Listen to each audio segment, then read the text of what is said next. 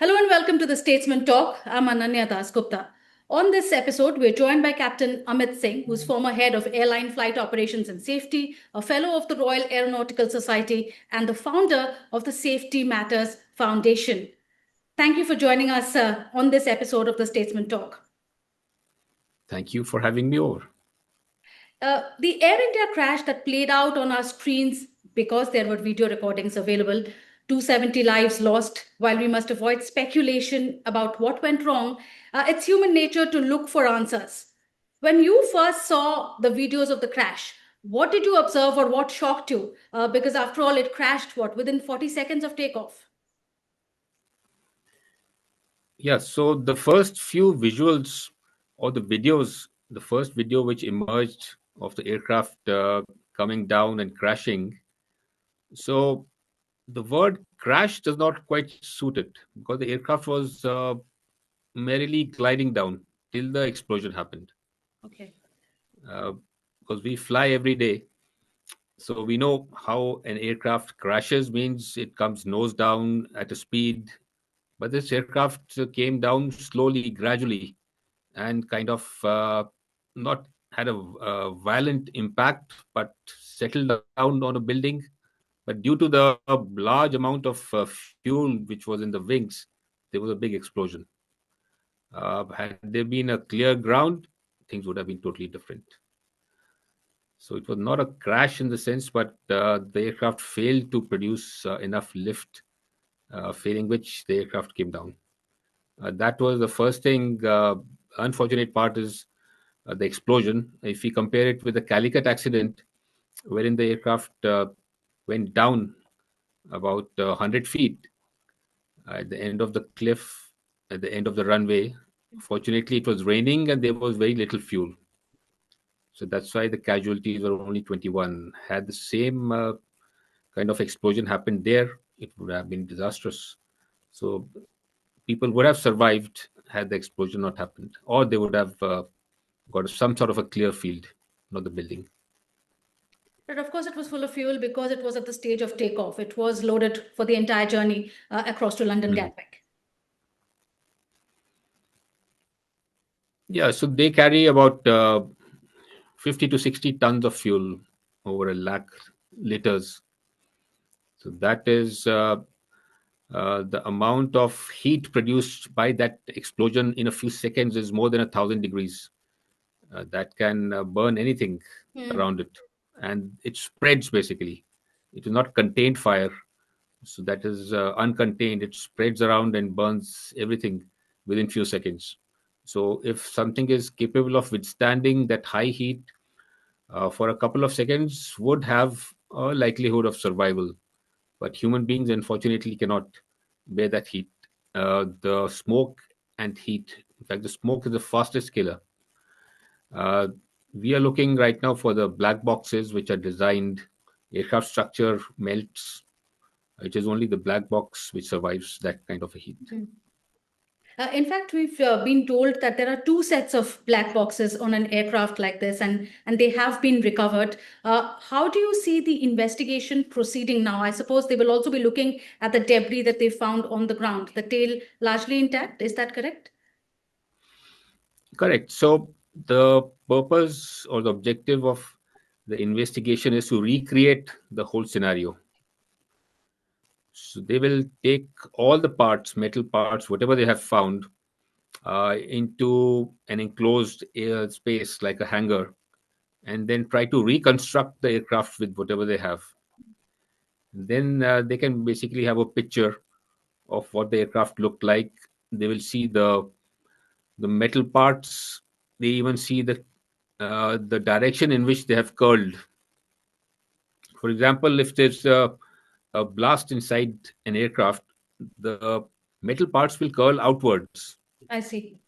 Or if there's an impact, there's a pattern to the breakage. So they have to rule out sabotage, because if they find any curls and all these issues, then they cannot rule out sabotage. So to rule out sabotage, they have to look at all the parts and make sure that none of them conform to the ones which are involved in sabotage. So recreating is a bigger issue because there will be very small parts like small bearings of a few millimeters, a few inches, a few feet. So all of them have to be carefully put together. It's like building blocks. So we have very small pieces and put together, and then all the information has to be collected. So this is the hardware, and then the information from everywhere, every document which is related or distantly related to the aircraft, or the crew, or the passengers, baggage has to be procured. And then when the whole analysis is done, then all these aspects are put together, because you never know what connects where. Right. So a remote uh, statement somewhere in a document or a figure which was misread, and it cascaded on, became big. Hmm. So those kind of things happen in accidents, and it is very important. So the investigators have a very keen eye for these changes. Why did the figure change suddenly? Why did it jump suddenly? Why Hmm. was this particular word written? Why did the pilot say this word? Why did he not say this word? So there is a whole lot of analysis which is involved. But you mentioned the passengers. You must have heard what the sole survivor said about the moment when the plane crashed, that he heard a loud sound and then there were flickering lights. Uh, what does that suggest to someone like you who's Loud sound could be anything, uh, but when you associate it with flickering lights, which means flickering lights is electrical issue. So something which is uh, some electrical connection is intermittent, Hmm. broken, then connected. So there is a power transmission issue. So then you look at where does the power transmission come from? The generators are powered by what? Independent supply, by the engines. So then you have to go down the line, uh, because if there's a big bang and there is no power, then it is a bigger issue.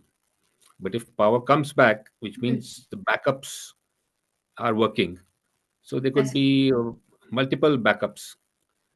So again, those issues will be analyzed, because further they have to see during investigation if they have any important finding, and which needs to be immediately transmitted, because there are Boeing 787s flying right now all over the world. So if they find anything new, that Hmm. this wiring was weak, not related to the accident also, that they found a weak wiring or a weak structure, and they need to inform all the operators, so they would send out such information immediately. So it may or may not be related. So that bang could be maybe an engine not producing enough thrust, which is called the engine stall.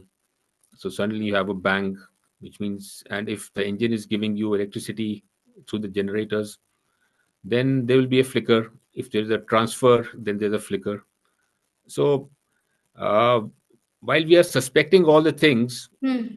everybody is rooting for the double engine failure theory, and the confirmation bias is setting in. So everybody is trying to connect whatever they hear with the double Hmm. engine failure, trying to prove inadvertently that it is a double engine failure. But the investigators do not work like that. They have to work with an open mind, that Right. we cannot at the beginning decide. So they cannot be judgmental at the beginning. Everything has to be open. Anything could happen. And a double So engine even the failure smallest.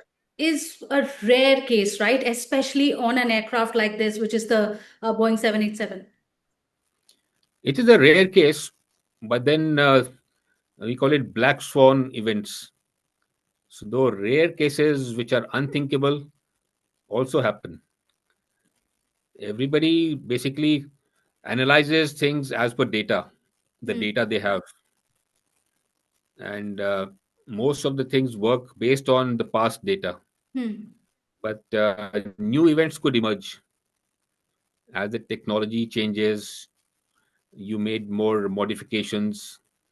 So we call it, you have active threats Hmm. and you have latent threats. So there could be something which is latent lying around, but when we disturb the whole chain, Hmm. that latent threat could become active, right? So, for example, if you're crossing the road, the oncoming traffic is a threat. So you build a bridge. You think that, okay, you have mitigated the threat, but now the steps become a threat. You could fall or trip from the threat. So you have to analyze that while you have mitigated the threat of the oncoming traffic, the steps could be a threat. Have you Right. analyzed that? That is why when you make any modification, modifications keep happening in the aircraft. So Right. when you make a modification, you also have to see that will it affect any other system, and there could be things which they haven't foreseen because you cannot think of every scenario. So 787 has had a double engine failure in Japan, and fortunately, that happened when the aircraft landed. As the aircraft landed, both engines shut down. So it is not. It has not happened. It happens, but everything works on a probability in aviation. If it is the likelihood is least probable, then it is acceptable. So the level of risk has to be acceptable. There cannot Right. be zero risk Hmm. because the fuel in the wings is also a risk. So we have adequate precautions while you're refueling Hmm. and defueling, passengers boarding. So we take adequate precautions to mitigate that risk. Understood. We heard from the chairman of Air India recently, and he said that the plane had a clean history, and one engine, in fact, was quite new, had been replaced in the last couple of months or so. To help us understand how soon can preliminary findings be out, or will preliminary findings be out? Should we expect that, or will there be a final report? Because isn't it important to get to the root cause of what led to this accident?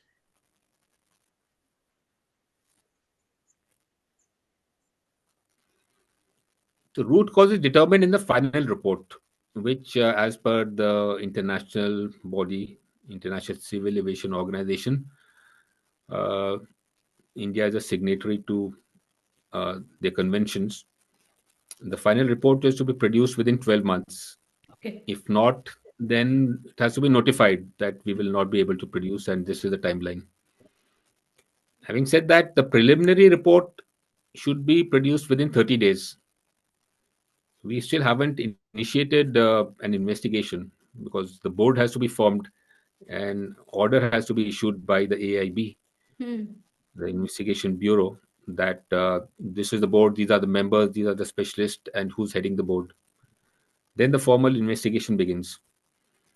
And within 30 days is the ICAO norm, but it is disputed in India that it is Hmm. not given in writing. But if we are not following anything which is written in ICAO regulations, then we are supposed to file differences that in this particular case we will not file. If we have not filed, then we are supposed to follow that uh, the annex regulation, which is mandatory. So 30 days is deemed to be mandatory, but 30 days will not give us uh, a root cause or a cause or a probable cause. It will only detail the sequence of events. That is it. Okay. So first look at the cockpit voice recorder or the flight data recorder and whatever they have found. So they will only list that the aircraft weighed so much, for example, and the speeds were calculated like this. The engines were developing so much power. So they will Hmm. not say developing less power, more power. They'll just say so much power. It took off using so much of runway, gained so much height, then started losing height. Engine started producing so much power. So that is a sequence of events they will detail. I It see. is for others to analyze what could have happened. So then the experts, basically based on the available information, can deduce what probably could have happened. I see. So again, the Uh, final report also says probable cause. It does not say this is the cause. okay. There, the government has now refuted reports that the black box is going to be taken to the US for it to be opened and analyzed. Uh, does India have a lab to do all that processing here itself? And is that something which is the latest lab is absolutely updated? I think they've recently launched, built an built a lab which was inaugurated by the minister, is spending 6 crore or 9 crores. So I assume that is the latest, and they have the latest gadgets and technology Hmm. to analyze data and download the data from the black boxes. Uh, Now, the Boeing 787 in particular has got two black boxes, one in front and one in the rear. So, as we have seen in the picture, the tail has broken off, which is normal. Is the normal position for the black box, because in most cases, most accident cases, the tail breaks off and remains safe. Hmm. So the black boxes survive. Survival rate is high, and the mid and the front portion get crumpled. So now you have two crash-proof black boxes. Uh, the front one would have borne the impact and the fire, but still, it is supposed to bear 3,200 Gs for 0.65 seconds or something for a very high impact. This was not a high impact. As I said, the aircraft glided down, Right. and it can bear about 1100 degrees centigrade for 1 hour. So the flame was for a few minutes. When you have initial blasts, the fuel burns jet fuel, so then it vaporizes. It cannot keep Hmm. on burning. It is the structure or the material which burns then, which is of a lower temperature. So the initial flame effect should not damage the recorders. There is news that probably they've got damaged. So maybe for recovery, we don't have that system. So the most capable organizations are NTSB, the American, Yes. and the French BEA. So it is for the AIB to decide, nobody else, where to send this the black boxes for recovery of data if they suspect being damaged. Right. There's an email that many of us received from Air India yesterday, those who are frequent flyers a week since the crash. This email talks directly to passengers and attempts to assure them. What are the steps that can and should be taken now to build public trust? Public trust is the biggest thing. So the protocol is when an accident happens, everybody gets scared, Hmm. not just passengers, but even pilots, because they don't know what's wrong with the aircraft. Every time they're taking off, they say a prayer and take off and land. So communication is the biggest thing, which has miserably failed here. Neither the airline is communicating nor the government. The first thing protocol says that the CEO, who's the accountable manager, who's responsible, has to appear and make a statement, which he did. It may be plagiarized, but he did make a statement. Along with him should be a technically qualified person, because people want to know what happened. Hmm. Okay, condolences are okay. People want to know what happened. Even the next of kin, they want to know why their near and dear ones Yes. had to go. So what happened? So that they will believe only if a technically qualified person says. If the group CEO says, I know what he said, his words, terminologies were all over the place. So for a layman, they won't be able to discern. But for a safety expert, it is not very comfortable, because if you say probe and investigation, they're different things. Hmm. If you talk about certain components, then they're different things. So you cannot be saying, so you have to hear it from a technically qualified person, and nobody so far Absolutely. has said in the first place that the aircraft was airworthy, the crew were trained and proficient, and we are responsible. So that is what people should have heard in the first communication. Hmm. And then there has to be a daily brief that this is the status of today. Even the AIB is supposed to brief. And it is not that we'll come after a week, we'll say a few words. It is a part of the family assistance program, which is mandated by the ICAO and DGCA. So Hmm. every airlines has to have a family assistance program. So the I see. families want to know every day what is happening. So they're supposed to go and brief. Even the passengers need to know. So there is no briefing, no communication. That is why there are so many theories propping up. So if you You're come right. up that this is the state of affairs, everybody will look towards credible evidence. Hmm. Now, since there is no communication, people are believing whatever comes their way. Hmm. Uh, that brings me to this one theory that was floated for some time, just a few days ago, which is about pilot error. Of course, this came up also in the case of MH370 at some point, I remember. Why is pilot error the conclusion most often? Pilot error is a wrong terminology. It is human factors because humans make mistake, and it could be due to a number of reasons. So it could be action, inaction, violation. It could be anything. Hmm. So error is one component, one subpart of the human failings. So why did the human fail? So we have the technical part, the aircraft functioning. We know that the crew is trained every 6 months on the simulator. Hmm. They are given certain emergencies, they practice emergencies, practice skill, their knowledge is tested. So it is assumed that a proficient or a competent crew who has been trained properly will be able to handle any eventuality, Right. be it engine failure or electrical failure. So the pilot is the last line of defense. Hmm.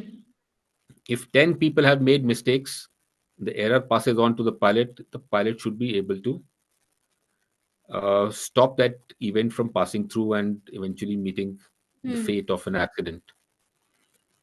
But so the whole focus is on the pilot because this is the last person in the line of defense and the Yeah. first person to reach the site of an accident because he himself is involved. Hmm. So the focus comes on the pilot. Why did the pilot fail? So the simple term or loosely word term is pilot error. He must have made an error or a mistake. So it is not the pilot who is responsible for the accident. Yes. It could be such an enormous thing that the pilot could not handle. Absolutely. So you have to go back that what all mistakes with the organization were happening, or the organization culture, or the aviation culture or national culture, that repeated faults were not addressed. Maybe the components were not of adequate quality. Hmm. Was quality control there? Or substandard parts were being used. Hmm. So you have to look at all that. So how much can a pilot bear? So there's a limit to it. Yes. So if you have an engine failure plus you have some health issue, you're fatigued, and it is a summer day, hot summer day, so everything is against the pilot. So Hmm. how much can the pilot bear? So the system has not catered for all these things, right? So when the passengers sit behind in 24 degrees, the cockpit at times can be more than 35, 38 I degrees see. because Okay. it's all glass. So yeah, under that conditions, if you are working, Huh. and they came from Delhi, it's not that it was originating here. Yeah. So Delhi, they would have got up few hours before, and it's a long flight. Yes. So fatigue is a bigger issue. I see. I see. If I equate fatigue, there is research which says that if you have been awake for 17 hours, Hmm. it is equivalent to a person whose blood alcohol level is of 0.5% BAC. Oh, So that is the kind of reaction that you can expect from a person who's been awake for 17 hours. That his reaction will be slow, his decision making capability will be I slow see. or erratic. Hmm. So that is a bigger factor. Uh, there are some reports that are now suggesting that many flyers are rushing to book seat 11A on aircraft because they feel it's now one of the safest seats on a plane. You have suggested something, I read somewhere, that there should be 3-point seat belts on flights for additional safety. Could you explain that? The seat belts right now are 2 point, which means around the hip. So these are not meant for protecting people in case of a takeoff or landing incident, Hmm. wherein there is forward or backward motion. So if you travel on high-speed trains, there are no seat belts because what has been seen in research is that if an accident happens head-on, Yeah. your body is pushed forward, so more injuries happen on the hip rather than the forward body. So your body goes and hits the front, but it is restricted by the 2 point seat belts on the hip. Hmm. So hip is damaged and your vital organs are affected. So that is why trains don't have it, except for some trains who have three-pointer. The cars have 3 point seat belts. So why do the cars have 3 point seat belts? So that is from preventing your upper body and the whiplash effect. Okay. In now the Airbus 350 of Air India in the business class, they have 3 point seat belts. Hmm. So that should be a standard for all seat belts. So it should not be that the business class life matters and the economy doesn't. So as a regulator, India can mandate that all seats should be 3 point seat belts because in the investigation we have to see the survivability. Hmm. In Calicut, more people could have survived had the 3 point seat belts been fitted. So Boeing also learned from previous accidents Right. that in an accident, the seats basically bunch up together. They come off the rail and bunch together, because of which injuries happen. So they improve the seat design to a 16G seats so that they can bear that. But if they have the 3 point, then more people can survive. I am. The 2 point is only for turbulence, for going up and down. I understood. It would Understood. not from Uh, takeoff and landing. in the end, Captain Singh, as an aviation expert, I'd like your views on how you would assure flyers now, because it's natural for all of us to be a bit jittery about flying again after this incident. What would you say to assure all of us? To assure, uh, if you go by the statistics, aviation is still the safest. The number of accidents have come down if you compare to 1970s and 80s. They've come down drastically. Uh, it is because of the technology has improved. It's not that the pilots are not making errors, but technology has greatly improved, and so has the training methodology. Hmm. So we have improved the methodology and technology both. So combined, uh, the output is a safe flight. So now we are able to do longer flights and more safer flights. And the flights are going 24 by 7. Yes. So it's not that we don't fly at night. We are still flying at night. Hmm. But then our regulations are such that if you go on long haul flights, then you get more rest. So recuperation is also there. Hmm. So the safety management system which has come in is looking at all aspects. So accident happens once in a blue moon. It's not that accidents are happening. So it happens once in a blue moon when all the defenses fail. So that needs to be investigated. And if a transparent investigation happens, I'm sure ICAO, their objective is zero accidents by 2030 or so. Hmm. So that is what the main aim is, zero accidents. We don't want accidents and loss of life. So everybody is working towards that. Right. And this is again a wake up call, and I'm sure we will come out stronger from this. Thank you very much for joining us here on Statesman's Talk, Captain Singh. Thank you very much for having me.